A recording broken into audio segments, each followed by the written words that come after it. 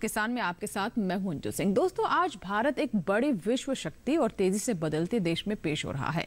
आर्थिक और सामाजिक रूप से पिछड़े माने जाने वाले कमजोर और कुपोषित बच्चों के स्वास्थ्य में सुधार भी देखने को मिल रहा है। बच्चे के पोषण की स्थिति को बेहतर बनाने के लिए भी सरकारी प्रयास लगातार चल रहे हैं। बावजूद इसके जानकारी के अभाव में ग्रामीण इलाकों में पूरी तरह से लाभ नहीं पहुंच पाता। इसीलिए अभी भी खासकर गाँव में बहुत ज्यादा जरूरत है जागरूकता की। जागरूकता इसलिए कि शिशुओं में अपच, पेट दर्द, मरोड़, दस्त और उल्टी की समस्याएं होती हैं। आपको बता दें कि भारत की जनसंख्या का 40% 14 साल से कम उम्र के बच्चों का है। उसमें हर 100 बच्चों में लगभग 12 बच्चे 5 साल से कम उम्र के हैं। बीमारी और मौत छोटी उम्र के बच्चों में ही ज्यादा हावी होती है। बहरहाल, इन दिनों मौसम के बदलाव की बात करें तो पहाड़ों से लेकर मैदानों तक ठंड है। आम धारणा यह है कि बदलते मौसम में बच्चे बीमार हो जाते हैं, लेकिन सच ये है कि बीमारी की गिरफ्त में वायरस ले जाता है, ना कि मौसम। आज के अंक में हम अपने विशेषज्ञ से बच्चों की खराब सेहत और गंभीर बीमारियों के लक्षण पर बात करेंगे। ये भी समझेंगे कि समय पर टीकाकरण क्यों जरूरी है। साथ ही ये भी जानने की कोशिश करेंगे कि बच्चों को जन्म से लेकर कब कब कौन से टीके लगने जरूरी है और समय पर टीकाकरण क्यों महत्वपूर्ण हो जाता है, और साथ ही नवजात शिशु को कब डॉक्टर के पास ले जाया जाए। आइए नजर डालते हैं आज के विषय पर। तो आज का हमारा विषय है मौसम के बदलाव से शिशुओं में होने वाली स्वास्थ्य समस्याएं, एक जागरूकता। यदि आपके शिशु को कोई समस्या है तो आप हमें फोन कीजिए। हमारे 2 टोल फ्री नंबर हैं, नोट कर ले हमारे नंबर 1800-1130-60। दूसरा नंबर है 1800-1130-61। 1 घंटे पूरे हम आपके साथ यहाँ पर मौजूद हैं। देश के मशहूर डॉक्टर हमारे साथ रहेंगे आपकी समस्याओं के समाधान के लिए। हमारे स्टूडियो में 2 बड़े विशेषज्ञ हैं जो पूरे 1 घंटे तक आपके सवालों के जवाब देंगे। आप डॉक्टर वीरेंद्र कुमार हैं, आपसे हम समझने की कोशिश करेंगे बच्चों के स्वास्थ्य के बारे में। आप कलावती चिल्ड्रन हॉस्पिटल में बाल रोग विभाग में डायरेक्टर, प्रोफेसर और HOD हैं, जो बच्चे के कुपोषण के कारणों के अलावा इस मौसम में होने वाले बीमारियों के बारे में भी हमें जानकारी देंगे, प्रकाश डालेंगे। बहुत बहुत स्वागत है डॉक्टर वीरेंद्र एक बार फिर से आपका। और हमारे दूसरे मेहमान, दूसरे विशेषज्ञ हैं डॉक्टर भगवान शर्मा जी। आपको बहुत बहुत स्वागत है सर। आप आयुर्वेदिक एवं यूनानी तिब्बिया कॉलेज में बाल रोग विभाग में एसोसिएट प्रोफेसर हैं, जो खासतौर पर बदलते मौसम में होने वाली जो समस्याएं हैं नवजातों में, उसके बारे में हमें विस्तार से जानकारी देंगे और ये भी समझाएंगे कि पाचन तंत्र से जुड़ी कौन सी बीमारियां होती हैं छोटे बच्चों में, जिन पर कई बार हमारा ध्यान नहीं जाता है और ये समस्याएं कई बार काफी बड़ी हो जाती हैं। बहुत बहुत स्वागत है दोनों मेहमानों का एक बार फिर से हमारे कार्यक्रम में। तो चलिए हम बातचीत की शुरुआत करें, उससे पहले देखते हैं हमारी विशेष रिपोर्ट।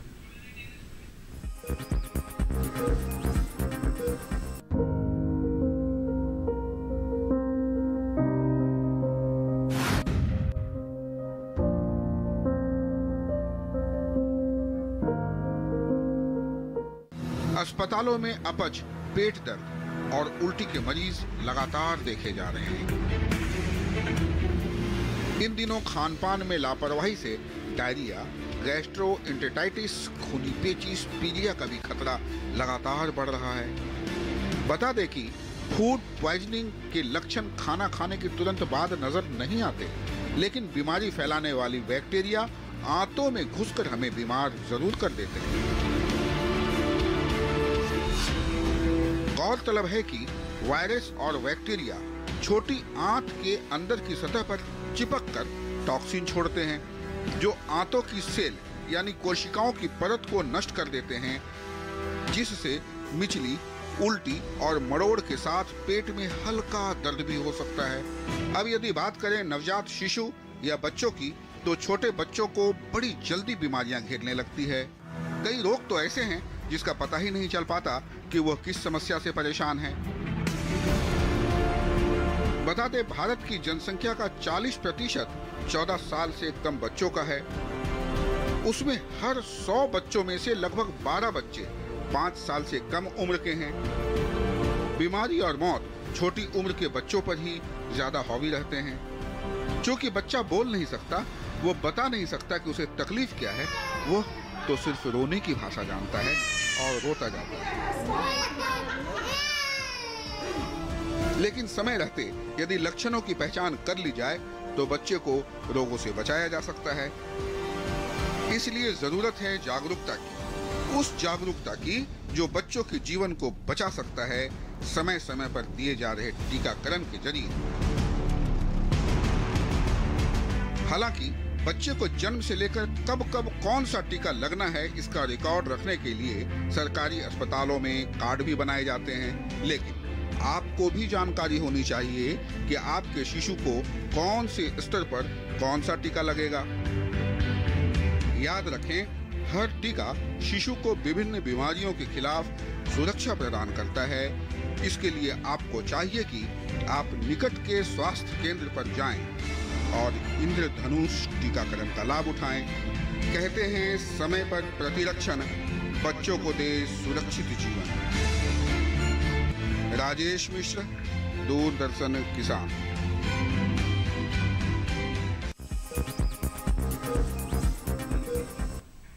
तो ये थी जागरूकता और जानकारी से संबंधित एक ज्ञानवर्धक रिपोर्ट। चलिए बातचीत की शुरुआत करते हैं। डॉक्टर वीरेंद्र, जैसा कि अभी हमने रिपोर्ट भी दिखाई और हमने बताया कि बच्चों के साथ सबसे बड़ी समस्या यही होती है कि वो अपनी समस्या बता नहीं पाते हैं और यहाँ पर माँ को उनकी भाषा को समझना होता है।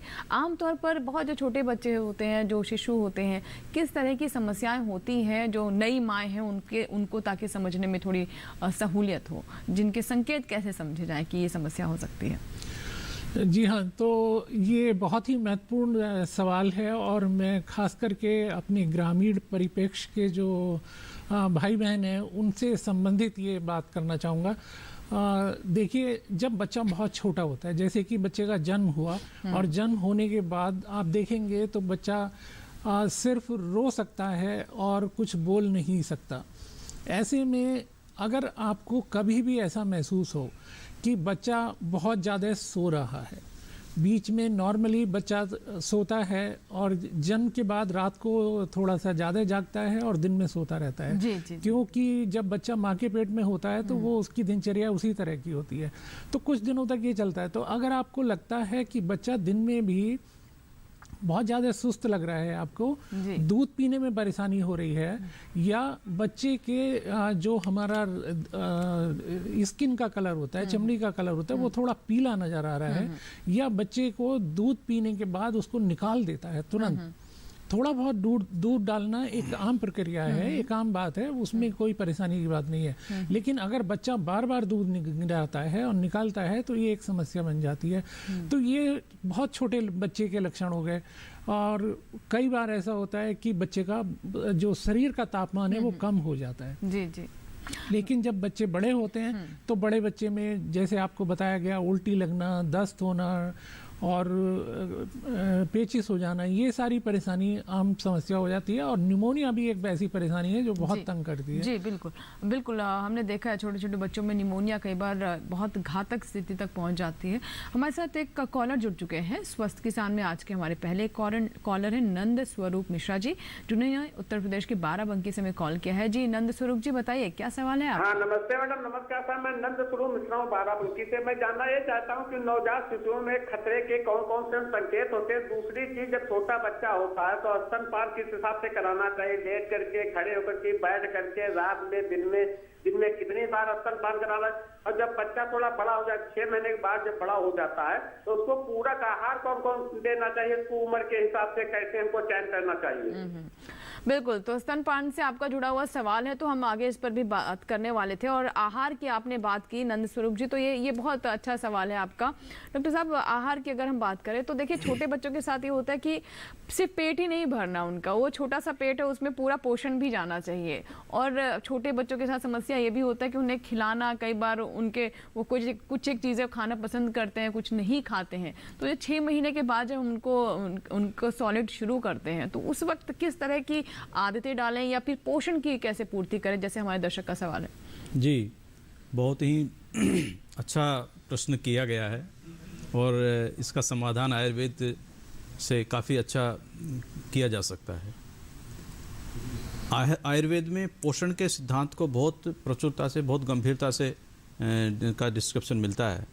उसमें आयुर्वेद में पोषण, भोजन का शरीर पे क्या प्रभाव होता है, उसके आधार पर 2 तरह के आहार विभाजित किया गया है। 2 कैटेगरी में आहार को वर्गीकृत करते हैं। एक हितकर आहार, एक अहितकर आहार। हितकर आहार में वो आहार द्रव्य आ जाते हैं जो शरीर को पोषण भी देते हैं और साथ ही साथ मन को ऊर्जावान बनाते हैं जी। और दूसरे आहार अहितकर आहार हैं जो केवल फुलनेस लाते हैं, शरीर में भूख क्षुधा शांत हो जाती है लेकिन उनकी न्यूट्रिशनल वैल्यू नहीं के बराबर होती है। तो इस तरह के जो आहार द्रव्य होते हैं वो कई तरह के रोगों को पैदा करते हैं। हितकर आहार द्रव्य जितने भी हैं वो हम उनका कई तरह की फॉर्म में यूज कर सकते हैं। 6 महीने से लेकर बच्चे बड़ा होने तक उनका प्रयोग करें। तो जैसे सामान्य रूप में हम कहें कि हितकर आहार की दृष्टि से जैसे जौ है, गेहूँ है और चावल है, ये सीरियल्स के रूप में 3 मुख्य सीरियल हैं जिनका प्रयोग हमें विभिन्न रूप में मोटे अनाज के रूप में प्रयोग करना चाहिए। दूसरा जो है हम आ जाते हैं दालों पर। दालों में सभी दालें महत्वपूर्ण प्रोटीन के सोर्स हैं लेकिन उनमें भी सबसे जो हितकर जो दाल है और जो बच्चों के लिए बहुत लाभप्रद हो सकती है वो मूंग की दाल हमें मानना चाहिए जी। तीसरा हम आ जाते हैं इसलिए बच्चों को खिचड़ी वेजिटेबल्स पे के लिए, हाँ। तीसरे वेजिटेबल्स पे आ जाते हैं। तो वेजिटेबल्स सभी स्वास्थ्य के लिए लाभदायक है लेकिन कुछ हितकर वेजिटेबल बताई गई है जिनका नियमित सेवन करना चाहिए। वो पौष्टिक दृष्टि से मन को भी प्रभावित करते हैं और शारीरिक दृष्टि से हमारी फिजिकल ग्रोथ को भी प्रभावित करते हैं।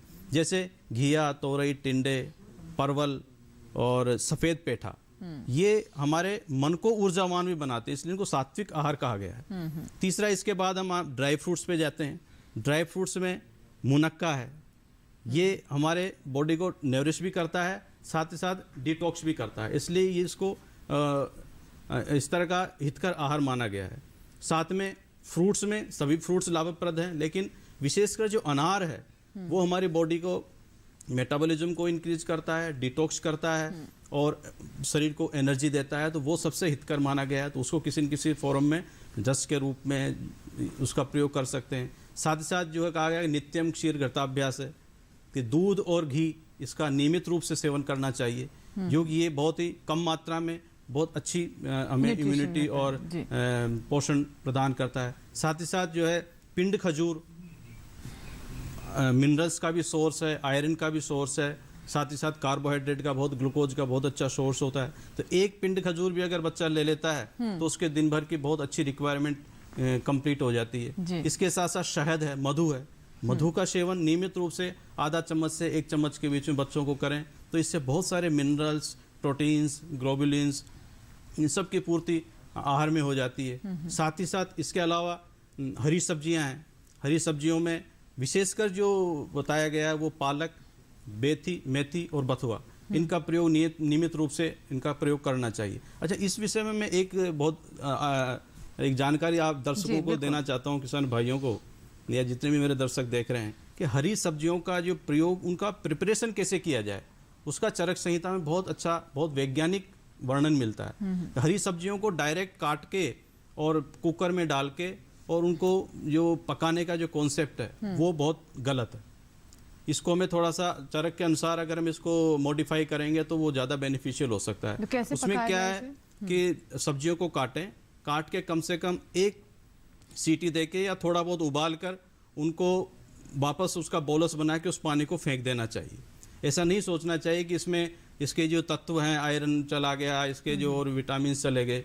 उसमें आयरन विटामिन जाता है क्योंकि इन सब्जियों में आयरन और विटामिन का बहुत ज़्यादा प्रचुर मात्रा में होता है। तो अगर थोड़ा बहुत चला भी जाता है तो कोई दिक्कत नहीं, लेकिन उसके साथ जो अर्थ की जो इम्प्योरिटीज है वो भी साथ में निकल जाती है। जैसे आप किन किन सब्जियों के बारे में कह रहे हैं? ऐसा जितनी भी ग्रीन लीफी वेजिटेबल्स के बारे में बात करूं, लीफी वेजिटेबल्स को इस तरह से प्रयोग करना चाहिए। घिया तोरी के साथ भी ऐसा करना नहीं, उनके साथ ऐसा करने की आवश्यकता अच्छा, मतलब जैसे आपका जैसे साग हो गई, जैसे आपने बताया कि पालक है, तो इनके बारे में आप बता रहे हैं। पालक, मेथी, बथुआ, इनका ही प्रयोग करना चाहिए। सरसों का साग को आयुर्वेद रिकमेंड नहीं करता है क्योंकि वात, पित्त, कफ तीनों ही दोषों को प्रकोपित करता है, इसलिए जो श्रेष्ठ द्रव्यों में ये माने जाते हैं। तो इनका प्रयोग जो है ये श्रेष्ठ द्रव्य है, इनका करना चाहिए। इसके साथ अहितकर द्रव्यों में जैसे पिज़्ज़ा है, बर्गर है, चाउमीन है, जो आजकल शहरों में भी और गाँव में भी दोनों ही जगह अपनी पेट बनाते जा रहे हैं। तो इनको निश्चित रूप से जो है प्रोसेस्ड फूड है। नहीं, ये आपने अच्छी नई बात बताई मुझे कि जो ये साग, लीफी वेजिटेबल्स जिन्हें साग कह रहे हैं हम, जिसमें आपने बताया कि बथुआ है, मेथी है और पालक है,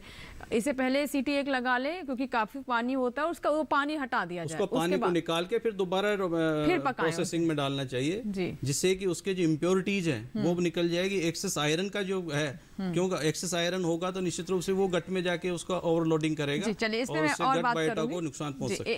एक कॉलर है, काफी देर से इंतजार कर रहे हैं, उनसे बात कर लें। हेलो जी नमस्कार, स्वागत है आपका स्वस्थ किसान में, बताइए क्या सवाल है। हेलो जी रणधीर जी बताएं, सवाल बताएं अपना। बहन जी मैं सवाल ये पूछना चाहता हूँ, मेरी बच्ची है मतलब 2.5 साल की हो चुकी है जी, ये मतलब वो खाती है, मतलब उसकी हेल्थ पे गिर रही है, मतलब पहले वो स्वस्थ थी, अब वो मतलब ऊंची रह रही, थोड़ी हल्के मतलब हो गई छोटी। नहीं आपका सवाल नहीं समझ आ रहा रणधीर जी, फिर से बताएं। मतलब मेरा कहने का मतलब ये, मेरी बच्ची है 2.5 साल की, वो खाना पीना माँ का दूध भी कम पी रही है, उसकी हेल्थ गिर रही है, मतलब उसे क्या। अच्छा आपका मतलब उतना आपको लग रहा है कि उसकी हेल्थ उतनी अच्छी नहीं नजर आती है और खाना भी कम खाती है। जी जी जी ठीक है, ये तो मुझे लगता है हर माँ बाप की ये शिकायत होगी कि छोटे बच्चे ठीक से खाना नहीं खाते। वीरेंद्र जी ये हम अक्सर सुनते हैं, मतलब जब भी जो माता पिता होते हैं जिनके छोटे बच्चे हैं 2, 2.5, 3, 5 साल के, उनको खाना खिलाना एक अपने आप में एक बहुत बड़ी चुनौती है। तो ये कहते हैं कि शुरू से इसकी हैबिट डालें, लेकिन वो भी करके देखते हैं, कई बार बच्चों का अपना ही एक स्वभाव होता है, क्या किया जाए इसके लिए। जी हाँ, देखिए ये बहुत महत्वपूर्ण सवाल है और हर माँ बाप को इस दौर से गुजरना पड़ता है, क्योंकि जब बच्चा 6 माह कंप्लीट कर लेता है तो हम जानते हैं कि हमें उसको बाहर से एक पोषण देना होता है और उसके लिए ये खान पीन की चीज़ें हमें अपने भोजन में लानी पड़ती हैं। तो जैसा कि अभी डॉक्टर साहब ने बहुत अच्छे से बताया कि क्या क्या हमारे खाद्य पदार्थ हैं जिनको हम इस्तेमाल कर सकते हैं, और 6 महीने के बाद जब हम बच्चे के साथ ही इन खाद्य पदार्थों को ऐड करते हैं तो एक चीज़ ध्यान रखें कि माँ का दूध बंद ना करें, उसको चलने दें। और वो बच्चे और माँ के ऊपर होता है, कभी कभी 2-3 साल तक भी माँ का दूध पीते रहते हैं बच्चे। तो एक ये बात है। दूसरी बात ये है कि हमें नियमित रूप से बच्चे के वजन का रिकॉर्ड रखना चाहिए, जिससे हमें ये पता लगता है कि हमारे बच्चे का जो खाने पीने की प्रक्रिया है वो ठीक है कि उसमें कोई कमी आ रही है। तो अगर खाने में अगर ठोस पदार्थ की कमी होगी, जिससे हमें एनर्जी मिलती है, प्रोटीन मिलती है, वसा मिलती है, इन चीज़ों की कमी होगी तो बच्चे के वजन में फ़र्क पड़ जाएगा, उसकी लंबाई बढ़ने में कमी आ जाएगी जी। तो अगर हम नियमित रूप से बच्चे की वजन का और लंबाई नापने का काम करते रहें, हर 6 महीने में एक बार जरूर करना चाहिए। जब आप स्वास्थ्य केंद्र में जाते हैं तो वहाँ पे वो नाप के आपको दे दिया जाता है कार्ड के ऊपर, जैसे आपको कार्ड दिखाया था। तो अगर बच्चा, कोई भी बच्चा अगर 1 साल में 5 सेंटीमीटर से ज़्यादा की लंबाई उसकी बढ़ रही है, हाइट बढ़ रही है, तो ज़्यादा चिंता की ज़रूरत नहीं होती है। हालांकि ये 1 साल के अंदर की बात नहीं है, 1 साल के बाद के बच्चे के लिए होता है। पहले साल के अंदर करीब करीब बच्चे की लंबाई 25 सेंटीमीटर बढ़ जाती है। पहले साल से दूसरे साल तक 12.5 सेंटीमीटर बढ़ती है और फिर उसके बाद 5 सेंटीमीटर से ज़्यादा होती है, जो एवरेज तौर पे औसतन तौर पे 7-8 सेंटीमीटर के आसपास होती है, लेकिन 5 से कम कभी नहीं होनी चाहिए। तो एक तो ये हर माँ बाप को थोड़ा ध्यान रखना चाहिए। दूसरी चीज़, बच्चे को खाने पीने के लिए आपको उसकी अवस्था का भी ध्यान रखना है। जब बच्चा 6 महीने के बाद अपना बढ़ना शुरू करता है तो आप देखेंगे 9 महीने पे घुटने चलने लगता है, फिर साल का जब बच्चा हो जाता है खड़ा हो जाता है, पकड़ के चलने लगता है, और 1.5 साल का बच्चा आराम से चलने लगता है और धीरे धीरे दौड़ने लगता है। तो जब ये बच्चे की अवस्था बदल रही है, उसकी मानसिकता भी बदल रही है और बच्चा एक साथ एक जगह नहीं बैठ सकता। ये हमें मान के चलना पड़ेगा कि ये कुदरत ने ऐसा बनाया है उसको। तो आपको ये ध्यान रखना है कि बच्चे का जितना हमें पोषण देना है, जितनी उसकी ज़रूरत है, उतना पोषण हम जरूरी नहीं है एक साथ में खिलाएं। जैसा कि आपने अभी बताया था कि बच्चे के पेट का जो हमारा वॉल्यूम होता है वो कम होता है, उसकी मात्रा कम जा सकती है एक बार में। तो बड़े हम स्त्री पुरुष की तरह वो एक साथ जो हम भोजन खा लेते हैं उतना नहीं हो सकता। तो इन चीज़ों को अगर हम ध्यान रखेंगे और बच्चे के साथ थोड़ा सा हमें साथ में थोड़ा सा संतोष रखना होता है और साथ में रहना होता है और बच्चे को खिलाना होता है। सुपरवाइज फीडिंग कहते हैं उसको। जी जी। अभी हमारे साथ एक कॉलर है, अब्दुल सलाम खान साहब है, मऊ से इन्होंने में कॉल किया है। जी खान साहब, स्वागत है स्वस्थ किसान में, बताइए क्या सवाल है। जी जी नमस्कार। नमस्कार। बताइए सवाल क्या है आपका? जी अंजू सिंह कौन बोल रही हैं? जी मैं अंजू सिंह बात कर रही हूँ, बताएं। अच्छा आदाब सर। जी मैं अब्दुल सलाम खान जनपद मऊ से बोल रहा हूँ। हमें डॉक्टर साहब से सवाल है जी कि दो हमारे पोता हैं, उनको एक जो है कमजोर काफी पड़ जा रहा है। एक का मोहम्मद उस्मान खान नाम है, एक का जो है मोहम्मद उस्मान खान की उम्र 1 साल है। अच्छा, उम्र कितनी है बच्चों की? 1 साल एक मोहम्मद उस्मान खान की है, चलो इन्हीं को, और दूसरे की 2 साल है। एक को निमोनिया हो जा रही है, क्या उसको बार बार हमको बचाना होगा निमोनिया से। दूसरे की जो है जिसकी 1 साल है वो चल नहीं पा रहा है, दौड़ नहीं पा रहा है। बस हम चाह रहे हैं क्या खिलाएं उसको, कौन सा बिस्कुट खिलाएं? जी जी जी ठीक है, समझ गए। निमोनिया की हम बात भी कर रहे थे डॉक्टर साहब। निमोनिया की एक जो समस्या कह रहे हैं कि बार बार बच्चे को निमोनिया हो जाता है, और देखिए उन्होंने कहा कि हम क्या पोषण दें, तो कह रहे हैं कि बिस्किट क्या खिलाएं। तो जो एक हमारे दिमाग में भी एक वो बनी हुई है धारणा कि हम ये मतलब ऐसे एनर्जी ड्रिंक्स आते हैं, सोचते हैं वो खिलाएंगे पिलाएंगे तो हमारे बच्चे की ज़्यादा अच्छी ग्रोथ होगी, या फिर इस तरह के खास बिस्किट खिलाएंगे, जो कि हम देखते हैं प्रचार वगैरह भी इनका काफ़ी होता है। तो किस तरह का पोषण होना चाहिए? क्या ये सब चीज़ें भी बच्चों के लिए ज़रूरी होती हैं? क्योंकि आजकल हम ये देखते हैं कि मार्केटिंग का ज़माना है और हम भी यही मान लेते हैं। और साथ ही जो निमोनिया की समस्या कहते हैं वो भी बताइएगा। देखिए, जैसा कि आपने बताया कि बच्चा जब जन्म लेता है तो उसके शरीर में बाहर से जो कीटाणु उसके शरीर में संपर्क में आते हैं उनके लिए प्रतिरोधक क्षमता नहीं होती है। तो पहला काम हमें ये करना है कि सबसे पहला माँ का दूध जरूर पिलाना है। उसके बाद नियमित रूप से बच्चे को 6 महीने तक सिर्फ माँ का दूध पिलाना है।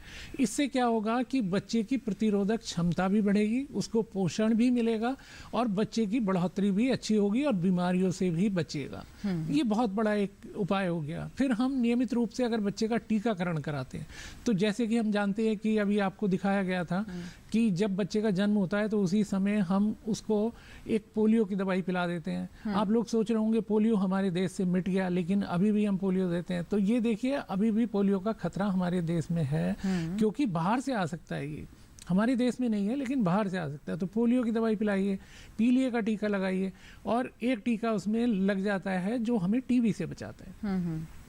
तो उसके बाद 6 हफ्ते का जब बच्चा हो जाता है तो 6 हफ्ते पे फिर हमें उसको निमोनिया के टीके, काली खांसी के टीके और टेटनस के टीके के रूप में 5 बीमारियों का एक अकेला टीका आ गया है, और वो आप दे दीजिए। उसके बाद उसको 4 हफ्ते के अंदर पे 3 खुराक लगा दीजिए।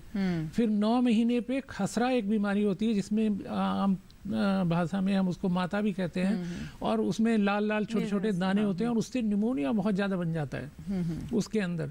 उसका टीका लगा लीजिए। तो आपके बच्चे को ये जो बार बार सांस की और खांसी की परेशानियां होती हैं ये नहीं होंगी। तो अगर आप नियमित रूप से टीकाकरण करेंगे, माँ का दूध पिलाएंगे, और 6 महीने के बाद अपने घर में जो खाना आपका बन रहा है पहले उसके ऊपर आपने ध्यान देना है। जी। अगर आपके घर में खीर बन रही है तो आप जरूर खीर खिलाइए। आपके घर में हलवा बन रहा है, हलवा खिलाइए, लेकिन अच्छा पका हुआ होना चाहिए और साफ सुथरी तरीके से खिलाना चाहिए। अपने भी हाथ धोने चाहिए, और बच्चा अगर थोड़ा बड़ा हो गया है अपने हाथ से खाने की कोशिश कर रहा है, जरूर खाने दीजिए।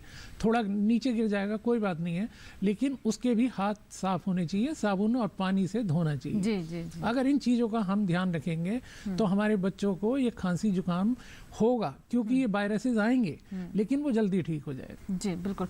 और जैसे कि इनका दूसरा एक सवाल था कि किस तरह की चीज़ें जैसे पोषण के लिए और कैसे उनका इस्तेमाल किया जा सकता है या फिर ज़रूरी है, इस पर मैं आपसे बात करूंगी। लेकिन फिलहाल एक छोटा सा हमें ब्रेक लेना होगा। ब्रेक के बाद तुरंत हाजिर होंगे, लेंगे आपकी कॉल्स, कहीं मत जाएगा।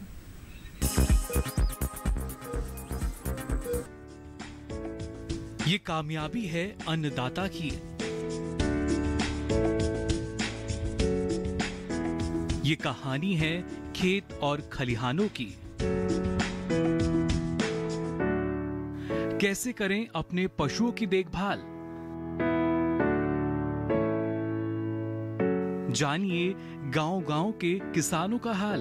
देखिए गांव किसान, सोमवार से शुक्रवार दोपहर 12 बजे।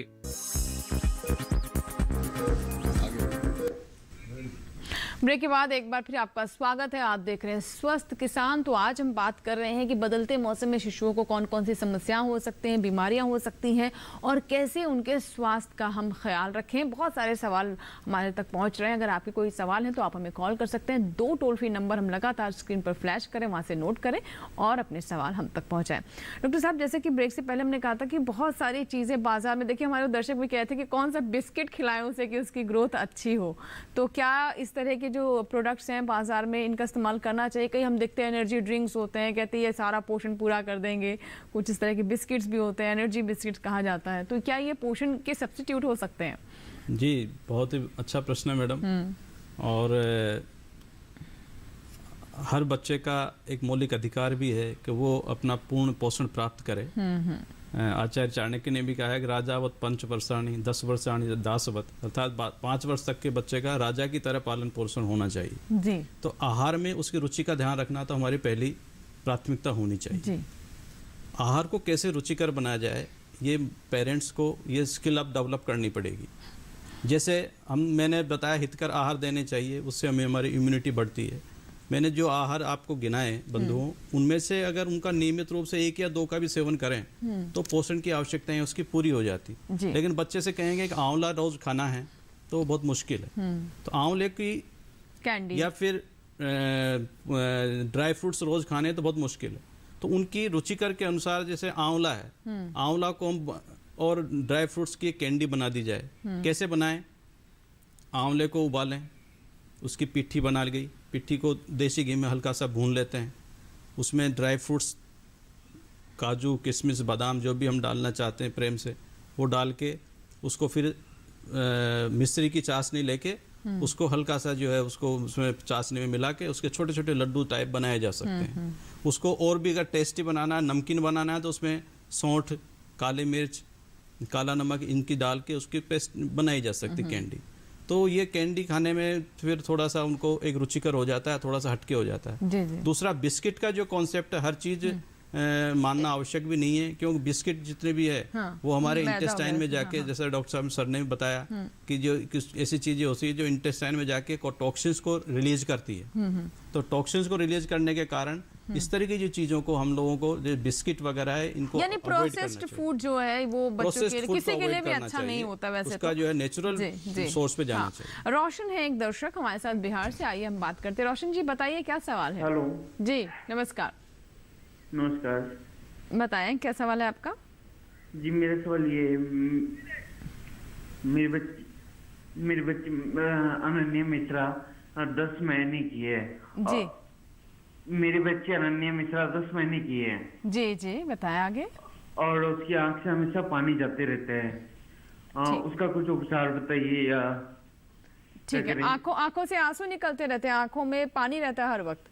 जी जी जी, ठीक है। तो हम आयुर्वेद में क्या है इसके बारे में भी जानेंगे। डॉक्टर वीरेंद्र, ये भी चीज़ बहुत ज़रूरी होती है कि जो माइलस्टोन्स हैं बच्चों के, वो कितनी समय में कब तक अचीव किया। और जैसे आँख की समस्या हुई, या ठीक से सुन पा रहे हैं या नहीं सुन पा रहे हैं, उनका आई कांटेक्ट हो पा रहा है कि नहीं हो पा रहा है, ये भी बहुत ज़रूरी हो जाता है। और जैसे बता रहे हैं कि आँख में हमेशा पानी रहता है बच्चे की, तो क्या ये कोई समस्या है या फिर ये आम बात है? ये जी हाँ, देखिए नॉर्मली जो आमतौर पे हम देखते हैं कि हमारी आँख में जो आंसू बनते हैं वो आंसू हमेशा हमारी आँख के काला पोर्शन होता है जिसको हम पुतली कहते हैं, उसको हमेशा एक मॉइस्चर देने के काम आता है, गीला रखने के काम आता है। क्योंकि अगर ये सूख जाती है तो हमें रोशनी हमारी कम हो जाती है, आँख को डैमेज हो जाता है। तो ये एक हमारी कुदरत का दिया हुआ प्रोटेक्शन है जो हमारे लिए बहुत ज़रूरी है। अब जो आंसू हमारी आँख को गीला करने के बाद जो बच जाते हैं, वो हमारा एक नाक में रास्ता होता है जो जुड़ा होता है आँख के अंदर के पोर्शन से, यहाँ से एक रास्ता होता है और वो नाक में आ जाता है और हमें पता भी नहीं लगता, और वो उसकी प्रक्रिया चलती रहती है। कभी कभी बच्चों को क्या होता है, खास करके छोटे बच्चे हैं, अगर उसको जन्म से ऐसी परेशानी है कि आँख से पानी गिरता रहता है, तो इसका मतलब है कि वो जो नाक के साथ जो रास्ता है जो जुड़ रहा है उसमें कई समस्या है, उसमें कहीं ना कहीं कोई समस्या है। तो ऐसे में जो हमारे नेत्र चिकित्सक हैं उनको दिखाना बहुत जरूरी है। और कई बार वो मामूली सी बात होती है तो वो आपको बताएंगे कि आप अपने हाथ को अच्छे से धो लीजिए और धोने के बाद अपने अंगूठे के ये अंदर वाले पोर्शन को बच्चे के आंख के अंदर की साइड में रखिए और उसको नीचे आराम से बहुत धीरे से मालिश करिए नीचे को। तो क्या होता है, कभी कभी उसमें कोई छोटा सा कण फंस गया होता है, कुछ हो जाता है, हमारा स्किन से जैसे निकलता रहता है, कोई कण है कुछ है, तो वो कोशिका का कण है वो निकल जाता है और वो समस्या दूर हो जाती है। लेकिन अगर ये बार बार चल रहा है, जैसे आप कह रहे हैं बच्चे की 8-9 महीने की उम्र हो गई है, तो वो जरूरी है कि एक नेत्र चिकित्सक को दिखाया जाए। जी, एक कॉलर है अमलेश कुमार जी हमारे साथ हैं बिहार से, आइए उनका भी सवाल ले लेते हैं। जी अमलेश जी बताइए क्या सवाल है आपका? क्या बोले? हेलो अमलेश जी, मुझे सुन पा रहे हैं आप? जी जी बोलिए मैम। जी जी आप बताएं सवाल क्या है आपका? जी एक 1 साल के बच्चे। जी मैम जी। हाँ जी 1 साल के बच्चे हैं और आप कान को बार बार नोचते रहता है।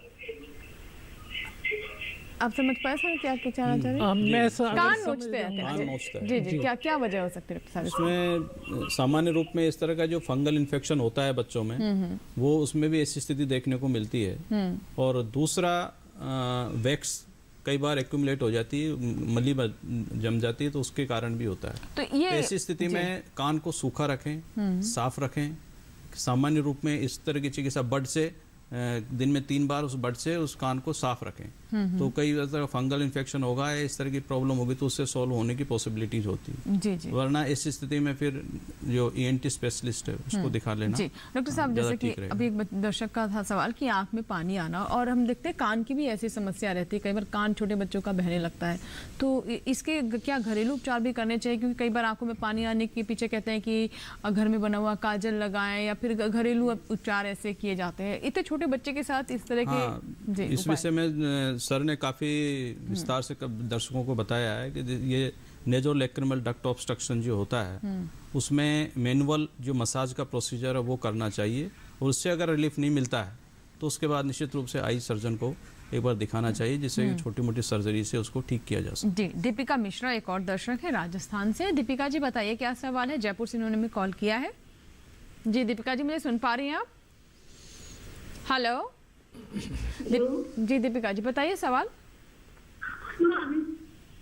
हेलो जी दीपिका जी हम आपको सुन पा रहे हैं, अपना सवाल बताएं। हाँ जी, मेरा 2 साल का बच्चा है, वो भी बोलता नहीं है। जी 2 साल का बच्चा है, अभी बोलता नहीं है। मेरा 2 साल का बच्चा है, वो बोलता नहीं ये है। बताएं कि अभी मतलब क्या रीजन हो सकता है? कुछ बोलता है, कुछ एक शब्द बोलता है, 1 शब्द 2 शब्द कुछ भी नहीं बोलता। कुछ पूछना चाहते? चलना शुरू कर दिया था समय से बच्चे ने? दीपिका जी पहले तो बस एक का बस। अच्छा, चलने के बारे में डॉक्टर साहब पूछ रहे हैं, चला कितने महीने में था? हाँ, हाँ। कितने समय में चला था? जी दीपिका जी देखिए ऐसा है, 2 साल का आपका बच्चा अगर अभी कुछ बोल नहीं पा रहा है तो सबसे पहले हमें ये देखना होता है कि क्या बच्चा सुन पा रहा है या नहीं। जी। तो हमें हॉस्पिटल में जाके, अस्पताल में जाके सबसे पहले बच्चे के सुनने का टेस्ट करना पड़ेगा, और अगर बच्चे की सुनने की क्षमता नॉर्मल है तो फिर बच्चे को हम कहते हैं कि स्पीच थेरेपी होती है, वो स्पीच थेरेपी देने से बच्चा नॉर्मल हो जाता है। लेकिन कई बार क्या होता है कि बच्चे को जन्म के समय ऑक्सीजन की कमी होती है और बच्चा देर से रोता है, और उस हालत में क्या होता है कि बच्चे का जो हमारा सुनने का यंत्र होता है हमारे कान के अंदर, उसको नुकसान हो जाता है और बच्चे को सुनाई नहीं पड़ता है। तो ऐसे में बच्चा जब सुनता नहीं है तो वो बोलना भी नहीं सीखता या बहुत देर से सीखता है, और जो थोड़े बहुत शब्द बोलता है वो हमारे मुंह के चलने की जो लिप है, मूवमेंट है, उनको देख के करता है।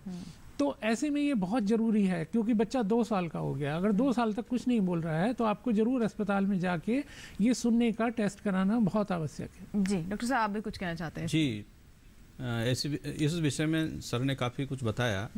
उसके साथ मैं कुछ ऐड करना चाहता हूँ। अगर वहाँ इन्वेस्टिगेशंस के दौरान हमें पता चलता है कि सुनने का की स्थिति ठीक है, कान ठीक है, तो कई बार क्या होता है जैसे जन्म के समय ऑक्सीजन की डेफिशिएंसी के कारण उसके स्पीच सेंटर्स भी अफेक्ट हो जाते हैं। तो इस विषय में आयुर्वेद में कुछ मेडिसिन हैं। स्पीच सेंटर्स का क्या मतलब होता है डॉक्टर साहब? जहाँ बोलने के जो केंद्र हैं हमारे जो मस्तिष्क में वो इससे अफेक्ट हो जाते हैं। तो ऐसी स्थिति में कुछ औषधियाँ ऐसी है जिनको आराम से आप घर पे रह के ले सकते हैं। उनमें कहीं किसी तरह की कोई कॉम्प्लिकेशन की साइड इफेक्ट की पॉसिबिलिटी नहीं होती है। जैसे वचा है, वचा पंसारी की मिल जाती है, उसको एक बार वचा को जैसे चंदन घिसते हैं उस तरह से पानी के अंदर वचा को घिसना है और 20 बार के करीब 20 से लेकर 40 बार उस वचा को घिसना होता है और उसके बाद उसमें शहद मिला के उसको दिन में 2 बार चटाया जा सकता है। एक प्रयोग तो बहुत सामान्य रूप में घर में ये कर सकते हैं। दूसरी एक सारस्वता रिष्ट के नाम से बाजार में मेडिकल स्टोर मेडिसिन मिल जाती है, उसमें भी वचा और ब्राह्मी वगैरह सब मिलती है। तो उस सारस्वता रिष्ट को भोजन के बाद 1 चम्मच से लेकर 2 चम्मच की मात्रा में बराबर का पानी मिला के इसका प्रयोग किया जा सकता है। ऐसी स्थिति में कई बच्चों में हमने बहुत अच्छे इसके रिजल्ट्स देखे हैं। बिल्कुल। और देखिए एक दर्शक थे हमारे, उन्होंने स्तनपान के बारे में भी जानना चाहा कि सही तरीका क्या है स्तनपान कराने का, क्योंकि इसमें भी जो नई माएँ होती हैं उन्हें कई तरह की समस्याओं का सामना करना पड़ता है और कई बार उस तरह से मिल्क प्रोडक्शन नहीं होता या फिर बच्चा उस तरह से लैच नहीं करता है। तो ये कुछ समस्याएं डॉक्टर साहब मैं चाहूँगी इस पर भी थोड़ा सा प्रकाश डालें, क्योंकि हमारे उस दर्शक का हम सवाल नहीं ले पाए थे। जी हाँ, देखिए इसमें 2 बातें होती हैं। एक तो माँ की अपनी स्वास्थ्य की हमें ध्यान रखना है और दूसरा बच्चे को जो हम स्तनपान करा रहे हैं उसको पोषण पूरा मिल जाए, मिल्क पूरा मिल जाए, ये भी हमें ध्यान रखना होता है। तो ऐसे में जब भी जैसे कि बच्चा पेट में होता है उसी समय माँ को हमें एजुकेट करने की ज़रूरत होती है, उसको शिक्षित करने की ज़रूरत होती है। और ख़ास करके जो हमारी स्त्री में चिकित्सक होती हैं वो बच्चे की माँ के दूध का परीक्षण भी करती हैं और उसमें कभी कभी निपल की प्रॉब्लम होती है। तो उनको अगर हम बच्चे के जन्म के पहले ही दूर कर दें और माँ को भी थोड़ा सेंसिटाइज कर दें, माँ को भी ये बताएं कि माँ दूध पिलाने के क्या फ़ायदे हैं, क्या नुकसान है, तो माँ अपने आप को बेहतर तरीके से तैयार कर पाएगी। उसके बाद जब बच्चा पैदा हो जाता है तो सबसे ज़्यादा ज़रूरी चीज़ है कि जितना जल्दी हो सके बच्चे को माँ के दूध से लगाएं। और उससे क्या होता है, जो हमारे शरीर में कांटेक्ट होता है, हमारे स्किन टू स्किन कांटेक्ट होता है, उससे हमारे दिमाग में, हमारी नर्व्स में बदलाव आते हैं और माँ का दूध का जो आना है वो बेहतर हो जाता है। जी। और बच्चे को भी दूध अच्छा मिलता है। फिर कई बार क्या होता है, हम बहुत जल्दीबाजी करते हैं, इम्पेशेंट हो जाते हैं, तो पहले दिन में दूध थोड़ा कम आता है। ये एक कुदरत का नियम है और वो बाद में बढ़ेगा। तो पहले दिन जितना भी दूध आ रहा उतना ही जरूर पिलाएं। अब सवाल ये होता है कि जब बच्चा और माँ दोनों एक दूध पिलाने लगते हैं तो बच्चे को दूध पिलाते वक्त पोजीशन क्या होनी चाहिए बच्चे की। तो कई बार हमने देखा होता है कि बच्चा और माँ एक दूसरे से अलग होते हैं, तो ऐसा नहीं है। तो बच्चे की पोजीशन ये होनी चाहिए कि माँ के बिल्कुल साथ में सटा होना चाहिए।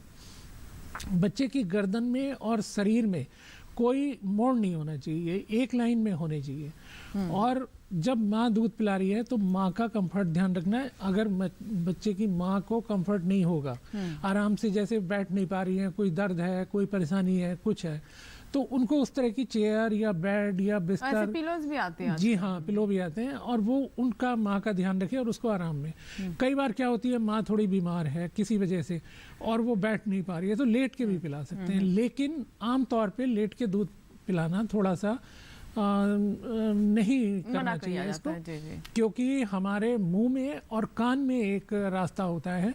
तो मुंह से कान के अंदर दूध जाने से क्या होता है कि कभी कभी कान के पर्दे में छेद होने का खतरा होता है और इन्फेक्शन जाने का खतरा होता है।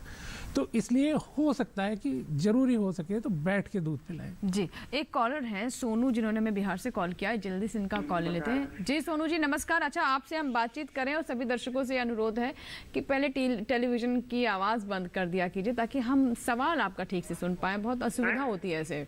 जी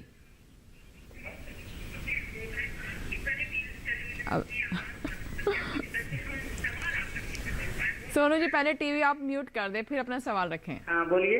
जी आप बताएं, टीवी म्यूट कर दीजिए पहले आप।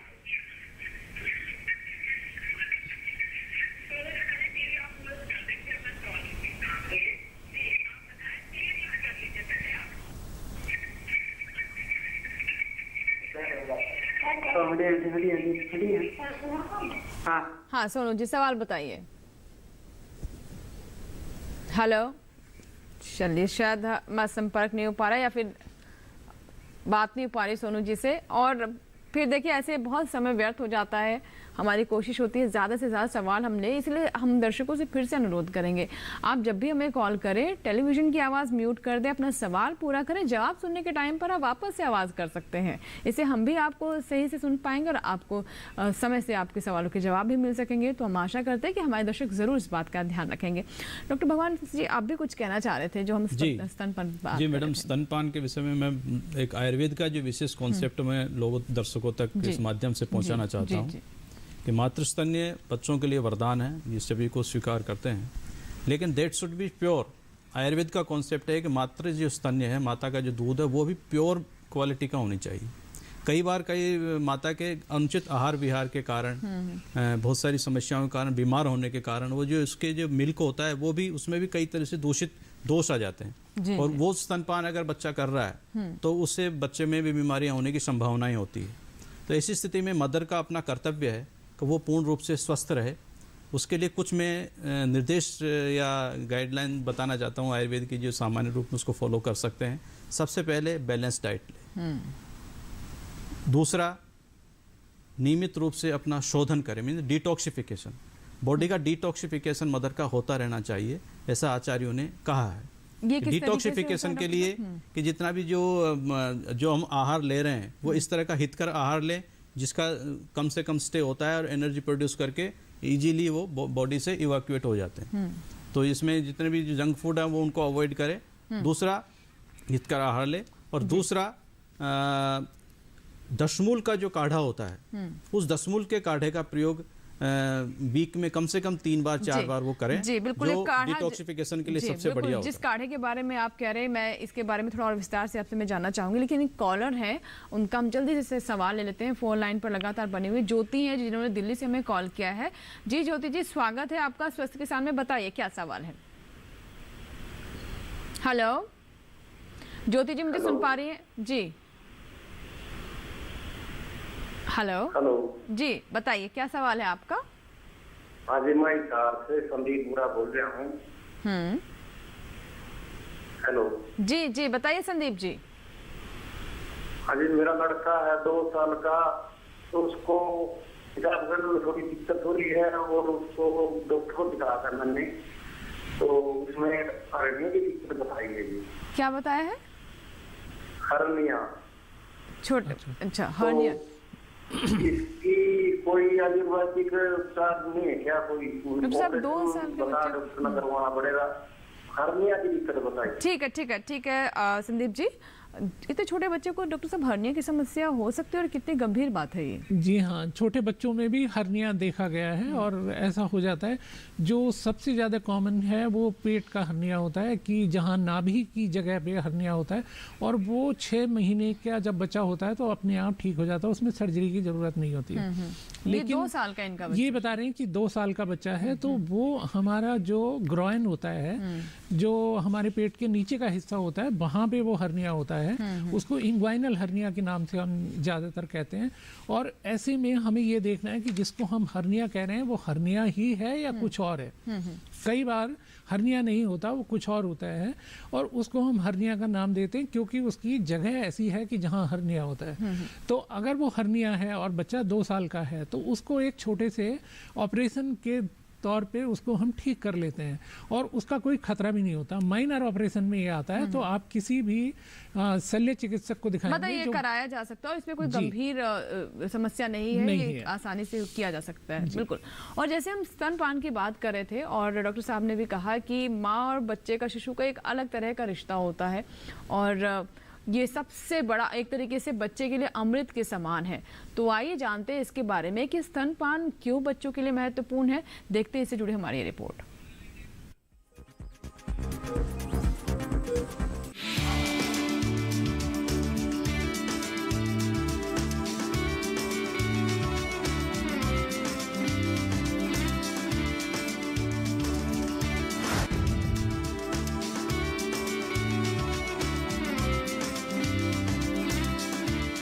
कहते हैं जिसके पास माँ है उसके पास सब कुछ है। माँ के महत्व को कई फिल्मों में भी कई बार दर्शाया गया है। जाहिर है हम सब माँ के महत्व को तो जानते हैं, लेकिन क्या हम माँ के दूध के महत्व को जानते हैं? आज के वक्त में स्वास्थ्य के लिए ये सवाल बहुत महत्वपूर्ण है। जी हाँ, माँ की छाती से चिपकता एक शिशु जब आनंद विभोर होकर मुस्कुराता है और हर 2 घंटे में जब भूख लगने का संकेत करता है, तब अपने बच्चे को स्तनपान कराने वाली माँ को जिस सुख का अनुभव होता है, उतना ही उसके अबोध शिशु को भी। लेकिन बहुत से बच्चे स्तनपान से वंचित भी रह जाते हैं और कई बार तो महिलाएं भी इधर उधर की बातों को सुनकर या फिर कहें कि जानकारी के अभाव में इसके महत्व को नहीं समझती। गौरतलब है कि भारत में कुपोषण और डायरिया शिशु के लिए बहुत बड़ा खतरा है। बता दें, जिस बच्चे को माँ का दूध नहीं मिलता, दूसरों की तुलना में उसके अस्वस्थ होने की आशंका 14 गुना बढ़ जाती है। आप ये जानकर चौंक जाएंगे कि देश में जन्म लेने वाले हर 1000 बच्चों में से 40 के मृत्यु की सबसे बड़ी वजह निमोनिया और डायरिया होती है। और इसका एक कारण होता है शिशु को ठीक मात्रा में माँ का दूध न मिलना। जी हाँ, सच तो यह भी है कि केवल 24.5% बच्चे यहाँ जन्म के पहले घंटे में माँ का दूध यानी माँ का वो गाढ़ा दूध जिसे अमृत कहा जाता है, पी पाते हैं।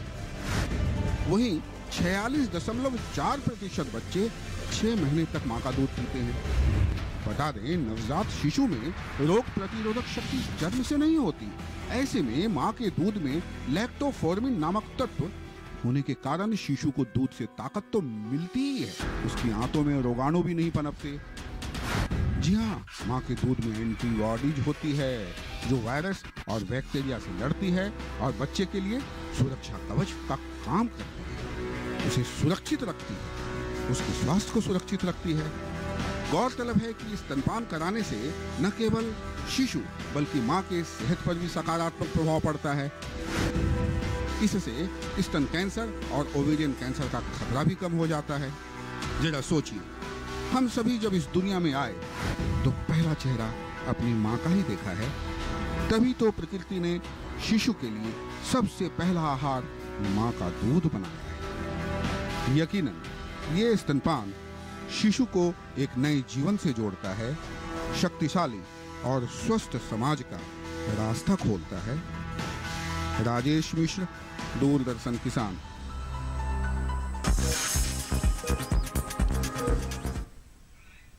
जी हाँ, तो ये थी माँ और शिशु के स्वास्थ्य के भावनात्मक संबंधों पर एक ज्ञानवर्धक रिपोर्ट।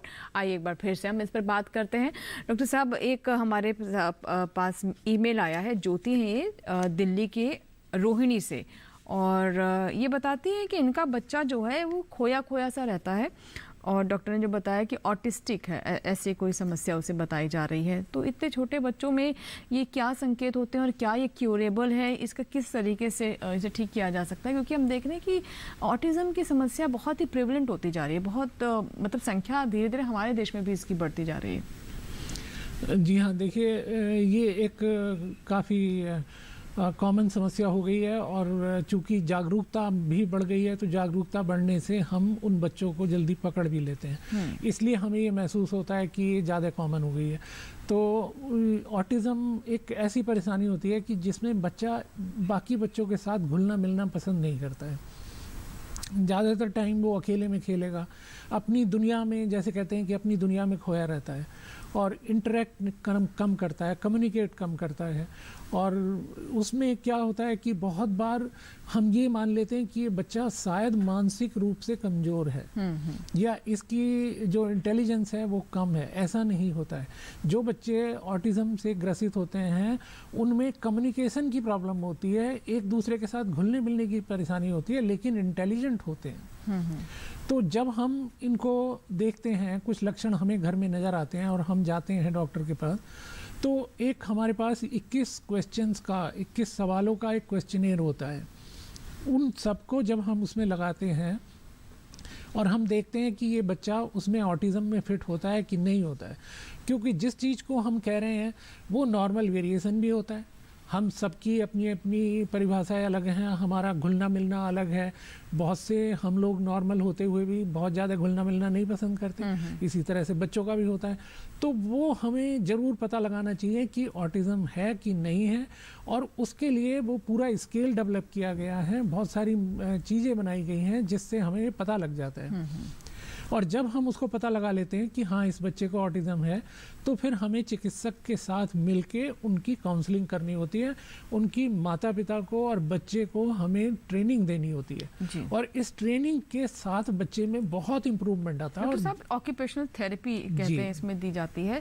तो क्या ये बच्चे ऑक्यूपेशनल थेरेपी अगर नहीं दी गई तो ये बच्चे किस तरह से बड़े होकर के कैसे इनकी ग्रोथ रहती है, क्या ये सामान्य जीवन जी पाते हैं? और अगर ऑक्यूपेशनल थेरेपी दी जाती है तो क्या ये एक इंक्लूसिव जो आज का एजुकेशन सिस्टम है, क्या ये आम स्कूलों में जा सकते हैं, या फिर जो रिश्ते हैं क्या वो समझ सकते हैं, अपनी दिनचर्या जो है क्या वो अपने आप उसे संभाल सकते हैं? जी हाँ, तो देखिए जब भी हम कभी ऑटिस्टिक बच्चे के साथ बात करते हैं या उनको डील करते हैं, तो माँ बाप को, परिजनों को और शिक्षक और शिक्षिकाओं को ये जानना बहुत ज़रूरी होता है कि इस बच्चे में इस तरह की परेशानी है। ये बच्चे नॉर्मल हैं, नॉर्मल स्कूल में पढ़ सकते हैं, इनमें कोई प्रॉब्लम नहीं है, लेकिन इनके लिए हमारा बर्ताव, हमारा नज़रिया थोड़ा अलग होना ज़रूरी होता है। क्यों? कि हम दूसरे बच्चों के साथ कंपेयर करना शुरू कर देते हैं, जो कि गलत है, ऐसा नहीं करना चाहिए। और जब इन बच्चों को हम कोई काम दे रहे हैं तो बहुत ही एकाग्रता से उस काम को करते हैं। इनकी कंसंट्रेशन पावर दूसरे बच्चों से बहुत ज़्यादा होती है, तो इनको ऐसे काम दिए जाने चाहिए जिसमें कंसंट्रेशन की पावर बहुत ज़्यादा रिक्वायरमेंट होती है, और आगे चल के ऐसा ग्रुप वाला कोई काम इनको ना दिया जाए कि जिसमें बहुत ज़्यादा एक दूसरे के साथ इंटरेक्शन की ज़रूरत हो सकती है, एक दूसरे के साथ बोलने की, बताने की या कम्युनिकेट करने की ज़रूरत होती है। तो हम सबकी अपनी अपनी चॉइस होती है, हम सबकी अपनी अपनी खूबियाँ होती हैं, उनके हिसाब से इनको अगर हम काम दें, ये बहुत अच्छे साइंटिस्ट बनते हैं। क्योंकि साइंटिस्ट कई हमने स्पोर्ट्स पर्सन भी देखे हैं जिनमें ऑटिज्म की समस्या रही, कई साइंटिस्ट भी देखे हैं जिन्हें बताया जाता है कि बचपन में ये ऑटिस्टिक थे, लेकिन धीरे धीरे उन्होंने अपने आप को या फिर कहें परिवार के सहयोग के, समाज के सहयोग से वो एक सामान्य जीवन जी सके और इतनी ऊंचाइयों तक पहुंचे। डॉक्टर साहब, आप क्या कहना चाहेंगे कि देखिए माँ जो है वो सबसे करीब होती है बच्चे के, और वही सबसे पहले समझ पाती है कि मेरे बच्चे को क्या चाहिए, मतलब भाषा नहीं भी होते हुए भी बच्चे की भाषा समझ जाती है, और ये संकेत जो है कि ऑटिस्टिक है या नहीं है, ये जो भी एबनॉर्मल चीज़ें होती वही सबसे पहले नोटिस करती है। तो आप क्या बताना चाहेंगे, क्या इस तरीके के बच्चे जो है आयुर्वेद में किसी तरह का इलाज है? क्योंकि कहा जाता है ऑटिज्म का कोई इलाज नहीं है, कोई इसकी दवा नहीं होती, ये सिर्फ ऑक्यूपेशनल थेरेपी या फिर आपके आसपास का माहौल या एक अलग तरह की आपको माहौल की तैयार करने की ज़रूरत होती है ऐसे बच्चों को आगे इनकी बेहतर ग्रोथ के लिए। जी मैडम, इस तरह का मानसिक, इस तरह की जो स्थितियों का वर्णन आयुर्वेद में काफ़ी विस्तार से देखने को मिलता है, और आज हम भाग्यशाली हैं कि जो मॉडर्न में इतने सारे इन्वेंशंस हुए हैं, इतने आविष्कार हो चुके हैं, बहुत सारी स्किल्स बनाई जा चुकी है, और बिहेवियरल थेरेपी, ऑक्यूपेशनल थेरेपी काफ़ी डेवलप हुई है। उसके साथ साथ हम लोग जो मेडिसिन का यूज करते हैं, जो न्यूट्रोपिक ड्रग के रूप में हम लोग जानते हैं, जिनको मेध्य रसायन, बुद्धिवर्धक द्रव्य जितने भी हैं, वो सब इन चीज़ों का प्रयोग हम इसमें करते हैं, जिसमें ब्राह्मी, शंखपुष्पी है, मुलेठी है, गिलोय है, इनका प्रयोग किया जा सकता है। साथ में सारस्वतारिष्ट मैंने जो पहले बताया आपका, उसका हम प्रयोग करते हैं, तो उसमें काफ़ी लाभ देखने को मिला है। लेकिन बिहेवियरल थेरेपी के साथ में ही आयुर्वेदिक औषधियों का हम प्रयोग करते हैं, तो बहुत अच्छे रिजल्ट्स हमें देखने को मिलते हैं। तो इनका प्रयोग किया जाए। ब्रह्म रसायन जो एक औषध आती है, वो डिटॉक्स भी करती है बॉडी को, प्लस जो हमारे न्यूरॉन्स की कैपेसिटी है उसको बढ़ाती है। तो इसी दूसरे लंबे समय तक इनका सेवन करें तो बहुत आसानुकूल लाभ देखने को मिलता है। जी, एक ईमेल है वो भी ले लेते हैं। हरियाणा के जीन से है, स्मिता प्रकाश लिखती हैं कि उनकी 6 महीने की बेटी स्तनपान नहीं करती, तो क्या उसे पाउडर का मिल्क दिया जाना चाहिए? क्या ये उचित है और क्या ये सुरक्षित है? ये समस्या हम देखते हैं कि आजकल बहुत कॉमन हो गई है कि ब्रेस्ट मिल्क नहीं प्रोडक्शन की समस्या रहती है, तो ऐसे में छोटे बच्चों के लिए क्या ये जो पाउडर वाला मिल्क है ये ठीक रहता है? जी हाँ, देखिए जैसा कि मैंने पहले भी बताया था कि स्तनपान के बारे में हमें बात बच्चे के जन्म के पूर्व से शुरू करनी चाहिए। माता को हमें उस चीज़ के बारे में अवगत कराना चाहिए कि स्तनपान कराने के क्या फ़ायदे हैं, क्या नुकसान है।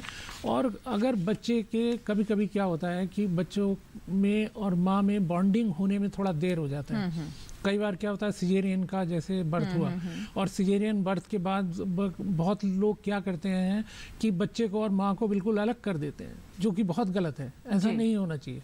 चाहे सिजेरियन हुआ है, माँ जैसे ही थोड़ी सी स्टेबल हो जाती है और अपना बोलने और अपना सारी चीज़ें एक्सप्रेस करने लगती हैं, उसी समय बच्चे में और माँ में एक बॉन्डिंग का शुरुआत होनी चाहिए। तो अगर हमने पहले माँ को बताया हुआ है, ब्रेस्ट फीडिंग के बारे में बताया और जन्म से ही शुरुआत अच्छी हुई है, तो ये प्रॉब्लम नहीं आती है। लेकिन किसी वजह से अगर आ भी जाए तो फिर हमें अल्टरनेटिव दूध का इस्तेमाल करना पड़ता है। जी जी बिल्कुल। तो इन तमाम बातों का ध्यान रखें और दोस्तों हम उम्मीद करते हैं कि आप विशेषज्ञों की सलाह से लाभान्वित हुए होंगे। और आपको ये भी बता दें कि पिछले सप्ताह कुछ हमारे पास ईमेल्स आए हैं और उन ईमेल्स के बारे में आपको जानकारी दे दें। दरभंगा मधुबनी से राकेश कुमार ने लिखा है कि उन्हें कम सुनाई देता है और डॉक्टर ने इन्फेक्शन की दवाई दी है लेकिन कोई फ़ायदा नहीं हुआ। 30 साल की कुमारी ज्योति ने जयपुर से मेल भेजा है। वो कहते हैं कि बेवजह थकान महसूस होती है, कमर में दर्द रहता है, इस तरह की शिकायत है।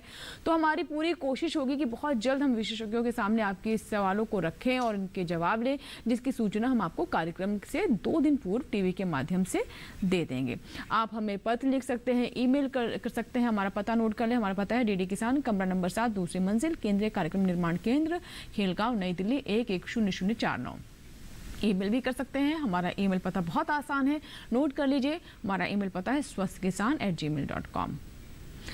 तो आज के लिए फिलहाल इतना ही। अगले सप्ताह फिर होगी आपसे मुलाकात। दोनों मेहमानों का बहुत बहुत धन्यवाद। आपने इतनी महत्वपूर्ण जानकारी दी और मुझे लगता है कि जो माँओं की बहुत सारी समस्याएं होते हैं, सवाल होते हैं, उनके जवाब आज के कार्यक्रम के माध्यम से ज़रूर मिल गए होंगे। बहुत बहुत धन्यवाद। तो इसी के साथ ही हम लेंगे यहाँ इजाज़त। आप स्वस्थ रहें, मंगल रहें, ये हमारी कामना है। स्वस्थ किसान के अगले अंक में नए विषय के साथ, विशेषज्ञों के साथ फिर होगी आपसे मुलाकात। नमस्कार।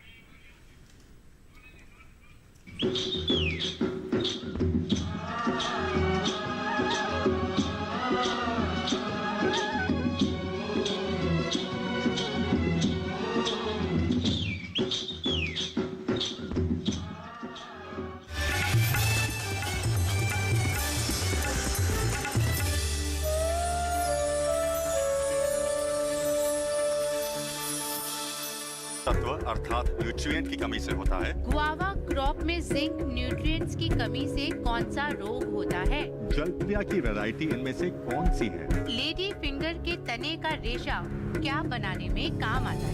कागज, दस्ता, ब्राउन जिंक। हाँ, सही जवाब, गलत जवाब, राइट आंसर। 4 प्रगतिशील किसानों की टीमों की कांटे की टक्कर, जिसमें खेती बाड़ी राउंड से शुरू करते हुए बागबानी राउंड पार करेंगे। सामान्य ज्ञान और रैपिड फायर राउंड की कसौटी पर भी टीमों को परखा जाएगा और अंत में होगी एक विजेता टीम। विजेता टीम को मिलेगा पूरे 1 लाख रुपए का इनाम। इसी को दर्शाता हुआ ये शो हम आपके समक्ष प्रस्तुत कर रहे हैं, जिसका नाम है डीडी